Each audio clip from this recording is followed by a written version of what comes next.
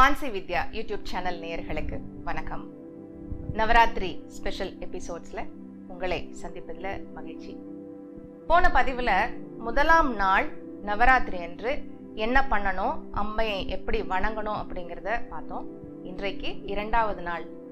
அம்மையின் அம்சம் அதே துர்கை அம்மனாக எழுந்தருளி அருள் தருகிறாள். அவளுடைய வடிவம் கௌமாரி. இந்த கௌமாரியினுடைய நோக்கம் என்ன அப்படின்னா, மது கைடபர் வதம். ஸ்ரீ தேவி மகாத்மியத்துல முதலாவது அத்தியாயமாக மது கைடபர் வதம், அதனுடைய நோக்கமாக இந்த இரண்டாம் நாள் நாம் அவளை உருவகித்து வணங்க வேண்டும். அதே மாதிரி என்ன சக்தியாக இருக்காங்க, துர்கை அப்படின்னாலே இச்சா சக்தி தான். ஏற்கனவே முதலாம் பதிவுல இதை பத்தி நம்ம விளக்கி இருக்கோம். அந்த இச்சா சக்தியாக அங்கே நம்ம வீட்டில இருந்து அருள் பாலிக்கின்றாள் அம்பாள். அதே மாதிரி என்ன மலர்கள், சிவப்பு, வெள்ளை, பச்சை, இந்த மூணுல ஏதோ ஒண்ணு வைக்கலாம்னு சொல்லியிருக்கோம். மூணுமே வச்சு வணங்கலாம். சிறப்பாக இரண்டாம் நாள் என்ன வைக்கணும் அப்படின்னா, முல்லை மலர், துளசி, இந்த ரெண்டுமே அன்றைக்கு வணங்க வேண்டியது ரொம்ப சிறப்பு. அதே மாதிரி என்ன நெய்வேத்தியம், புளியோதரை. இரண்டாம் நாள் நாம் செய்ய வேண்டிய புளியோதரை, அம்மைக்கு அமுதாக படைக்க வேண்டிய புளியோதரை.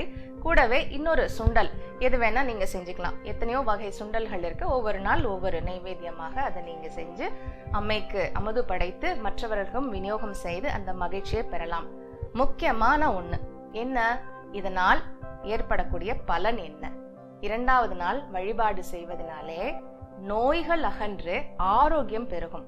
வாழ்க்கையில எந்த வகையான நோய், அது மனநோயாகட்டும், உடல் நோயாகட்டும், பிணிகள் அகன்று நல்ல ஆரோக்கியம், தேக ஆரோக்கியம், மன ஆரோக்கியம் பெருக்கக்கூடிய இரண்டாம் நாள் வழிபாடு.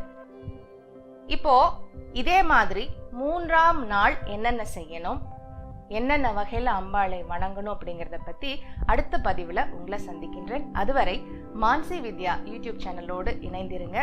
மான்சி வித்யா யூடியூப் சேனலுக்கு சப்ஸ்கிரைப் பண்ணுங்க. பக்கத்துல இருக்கிற பெல் ஐக்கனை பிரஸ் பண்ண மறந்துடாதீங்க.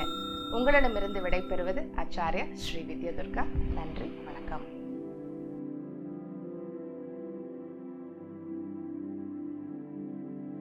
Do subscribe to our YouTube channel and press the bell icon to never miss another update from Mansi Vidya.